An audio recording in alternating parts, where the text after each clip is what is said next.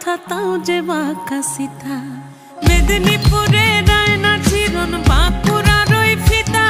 আর যতন করে বাঁধলি মাথা তাও যে বাঁকা সিথা পেছ পাড়িয়া রাজকুমারী দল